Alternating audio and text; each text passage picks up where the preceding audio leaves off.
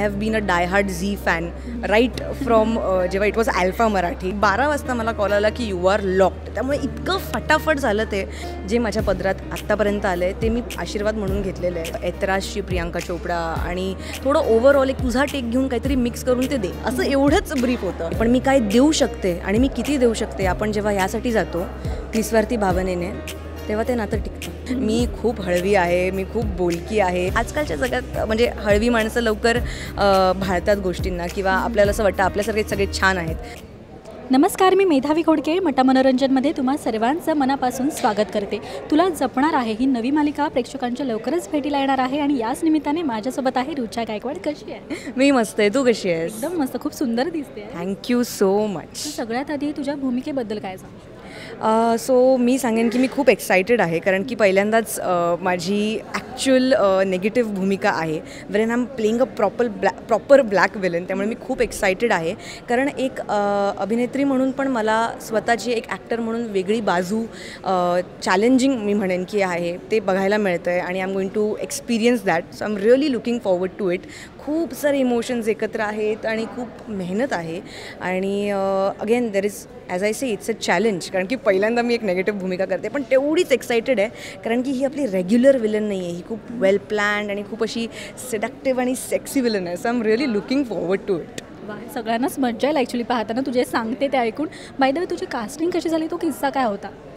I still remember, मी माझं आत्ता जी आधीची सिरियल होती ती जिथं शूट संपवून जस्ट मी जात होते आणि घोडबंदरच्या घाटात मी होते आणि मला कॉल आला झी मराठीकडून की अशी अशी भूमिका आहे आणि we would really like to have you, so तू सेल्फ टेस्ट पाठवशील का? बरं, काय हवं आहे? तर मग मी म्हणाले बरं, तर तुम्हाला थोडंसं ऐतराजची प्रियांका चोपडा आणि थोडं ओव्हरऑल एक तुझा टेक घेऊन काहीतरी मिक्स करून ते दे, असं एवढंच ब्रीफ होतं. आणि मी 11:30 वाजता घरी पोचले. 11:45पर्यंत मी सेल्फ टेस्ट सेंड केली आणि 12 वाजता मला कॉल आला की यू आर लॉक्ड. त्यामुळे इतकं फटाफट झालं ते. But I guess things which are meant for you, they just come to you. So I am very grateful. कमाल. सेटवरचा पहिला दिवस कसा होता? काय तिथे झालं एक्झॅक्ट पहिल्याच दिवशी?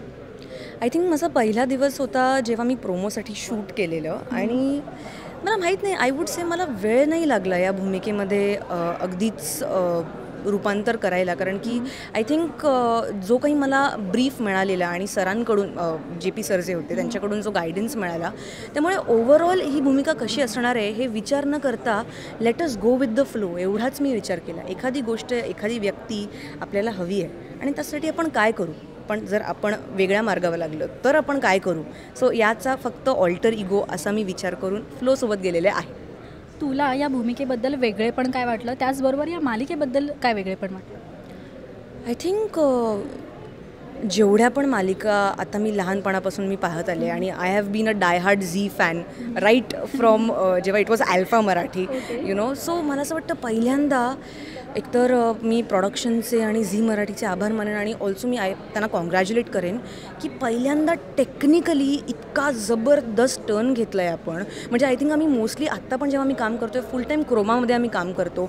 ऑलमोस्ट प्रत्येक एपिसोड जेव्हा तुम्ही बघाल त्याच्यामध्ये VFX आहे, CGI आहे, विच इज व्हेरी न्यू. आणि आय थिंक मराठी इंडस्ट्रीमध्ये आपण एक हे नवीन स्टेप घेतो आहे जिकडे हे इतक्या आतुरतेने आणि इतक्या डॉमिनंटली हे काम केलं गेलं आहे. So this is a new thing, a new medium, a new technical for every artist to experience, and this is beautiful and this is more learning. I think we are growing, so I am not just growing, माझ्यासोबत आपली संपूर्ण Marathi community grow करते आणि आपण आपल्या प्रेक्षकांना हे नाविन्य देऊ शकतो. ह्याच्यासारखं सुंदर काहीच नाही आहे. आणि ऑफकोर्स आय थिंक ही भूमिका निवडणं किंवा म्हणजे ऑनेस्टली जे माझ्या पदरात आत्तापर्यंत आलं आहे ते मी आशीर्वाद म्हणून घेतलेलं आहे. सो नाविन्य हे आहे की जसं मी म्हणाले, माया इज लाईक अ रोज. तिला खूप बाजू आहेत, तिला सुगंधही आहे, तिला काटेही आहेत आणि तुम्ही ते बघालच.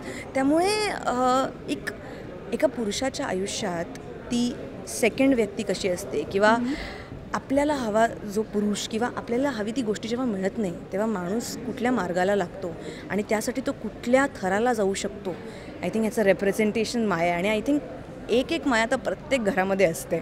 So I think I am going to relate to her and I am going to work on her. Real आयुष्यात कशी आहे? हो गॉड, अगदी ऑपोजिट. म्हणजे माया जे आत्ता मी साकारते आणि Rucha it's like I think Rucha is a complete pookie. मी खूप हळवी आहे, मी खूप बोलकी आहे, मी अजिबात प्लॅन नाही आहे. म्हणजे माझं जे असतं ते फ्लोसोबत असतं. पुढे काय होणार आहे मला माहीत नाही. आत्ताचा क्षण मला जगायचं आहे एवढंच मला कळतं and that is how I go with the flow. वा वा, क्या बात आहे. आईला तुझ्यातली पहिली गोष्ट म्हणजे कोणती जास्त आवडते आणि दुसरी गोष्ट जी आवडत नाही? दोन्ही गोष्टी एकच आहेत. आईला खूप आवडतं की मी खूप सेन्सिटिव्ह आहे, मी इमोशनल आहे, त्यामुळे एम्पॅथेटिक असू शकते, लोकांना समजू शकते, ते तिला खूप आवडतं. आणि अगेन मी खूप इमोशनल आहे हे तिला नाही आवडत, कारण की मी हळवी आणि आजकालच्या जगात म्हणजे हळवी माणसं लवकर भाळतात गोष्टींना किंवा आपल्याला असं वाटतं आपल्यासारखे सगळे छान आहेत. ताई मला म्हणते की तू इनोसंट आहेस पण तू थोडासा मूर्खपणा पण आहे. So that is 2 things she says. मग अशी म्हणता म्हणता कलाकारांनी म्हटलं की झीवरती नाते जपणं हे फार आहे, तर तुझ्या मते नातं जपणं किंवा नातं म्हणजे काय, ते कसं असावं? मला असं वाटतं की नातं ॲब्सल्युटली विदाऊट एक्सपेक्टेशन्स आणि निस्वार्थी असावं. मला असं वाटतं की एखाद्या नात्यात जेव्हा आपण काय मिळतं आहे ह्यासाठी जातो तेव्हा ते नातं टिकत नाही, पण मी काय देऊ शकते आणि मी किती देऊ शकते आपण जेव्हा ह्यासाठी जातो निस्वार्थी भावनेने, तेव्हा ते नातं टिकतं. आणि I think that is what Zee has done, की काय मिळतं आहे त्यापेक्षा आपण काय प्रेक्षकांना देऊ शकतो आणि आपण काय संबंध बनवू शकतो. मला वाटतं यामुळे झीची परंपरा आजपर्यंत जपली आहे आणि मी ही जपणार आहे. वा, सो शेवटी प्रेक्षकांना काय सांगू? मी एवढंच सांगेन की काहीतरी नवीन आम्ही तुमच्यासाठी घेऊन येतो आहे, something out of the box, out of the world, आणि एक नवीन एक्सपिरियन्स मी म्हणेन आम्ही तुमच्यासाठी घेऊन येतो आहे. त्यामुळे चला आपण छान बॉन्ड करूया आणि तुमचे असेच खूप सारे आशीर्वाद आम्हाला लाभो आणि तुम्हाला खुश ठेवण्याचा किंवा प्रत्येक सीनमध्ये 100 नाही 1000% देण्याचा प्रयत्न आम्ही सगळे करणार आहोत. धन्यवाद. Thank you so much. थँक्यू.